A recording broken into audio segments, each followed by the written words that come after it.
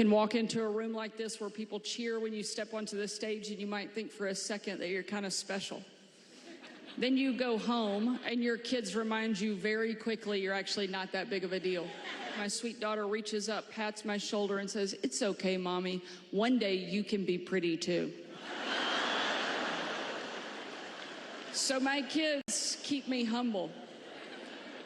Unfortunately, Kamala Harris doesn't have anything keeping her humble. CNN political analyst Coleman Hughes joins us in our fifth seat. Childless cat? No, you're not a childless cat lady. Never mind. In many different ways. I don't have cats. I don't have children. I'm not a lady. But they're doubling down on this. Really, I mean, I cannot understand what the rationale is for this. I don't understand why you would want to alienate such a huge sector of the electorate with these kind of unwise comments. I think there's a way that you can support large families. There's a way that you can talk about the fact that the birth rate is in decline, not just in America, but all around the world, and that's a huge problem. There's a way to talk about that without just kind of gratuitously disrespecting people. And let's be honest, most of these politicians have huge egos on both sides. A lot of people who get into politics are not humble, and certainly having kids doesn't make you humble if you otherwise have a huge ego to begin with. And also, I mean, I don't understand the idea of making, I mean, the joke actually would have been really funny if she had just left it as her daughter's cute comment, honestly. Yeah. Why go that extra step? I don't know. If my childless uterus was not on the bingo card of being a talking point for Republicans in 2024. Like, the way that childless women is the priority of their talking points, from J.D. Vance to Sarah Huckabee Sanders, is just unnecessary. It doesn't make sense to me. I hope we can all agree. I'm the only woman sitting here at the table without children, that, like, I am still a humble person. I still care about this country. I still can give back. I've been a public servant most of my life.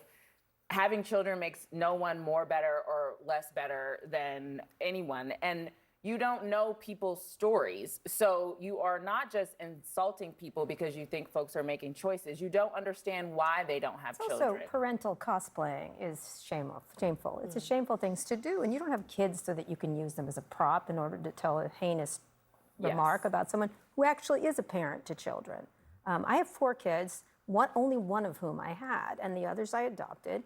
It's the idea that Kamala Harris's stepchildren are not people she raised, when all the parents are agreeing this, is, I don't know what else to say. To use parenting as a prop is repulsive. It just shouldn't matter, though, whether you're a parent or not. There's a part of this that I think is deeper than just like callous comments. I mean, there are people on the right who do believe fundamentally that it's immoral to not have kids, that women are being tricked into deferring childhood. That's become part of the talking points. I mean, this conservative lawyer, Will Chamberlain, right as Biden dropped out, he posted this on X. Real simple, under-discussed reason why Kamala Harris shouldn't be president.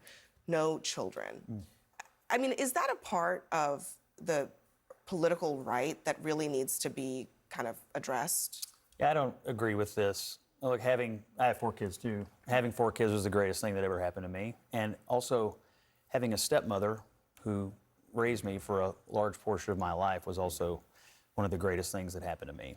And so I understand the value of people who step into other people's families and blend together and help raise children that aren't their own.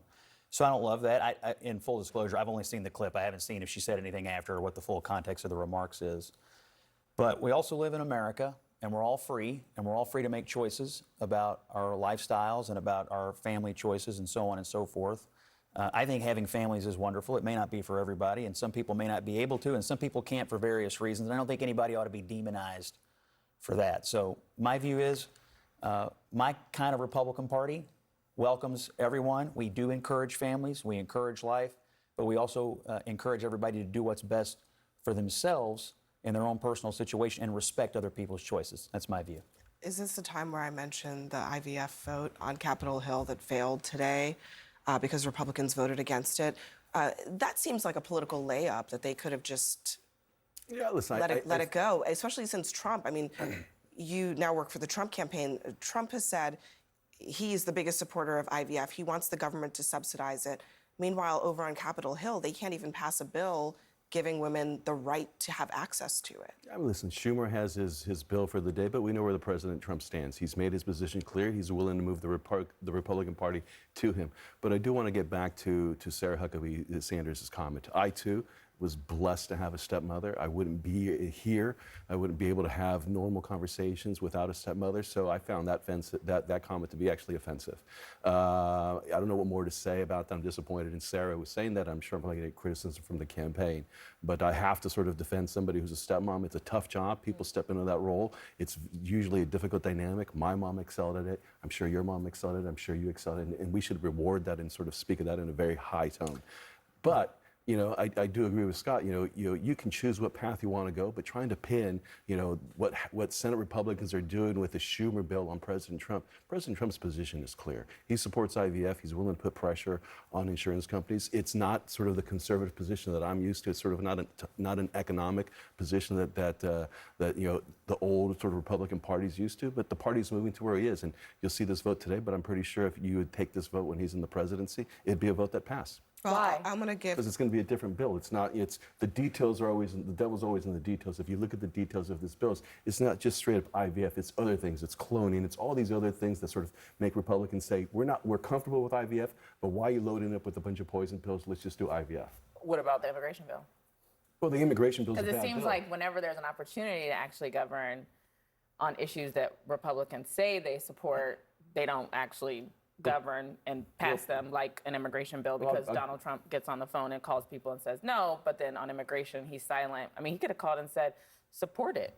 Or you know how bills work. They could have reworked the bill. They could have done a lot of stuff. They just didn't. J.D. Vance didn't even show up. But Schumer's not trying to govern here. Correct. These are show votes. It's common. It happens all the time in the Senate do it. and in the House. Republicans do it. Democrats do it. Brian's right. There are things in this bill that Republicans don't want to support. But also the platform of the Republican Party right now is set by our nominee, who is a strong supporter of IVF, in fact wants to pay for some of it, which even makes me squeamish as a fiscal conservative.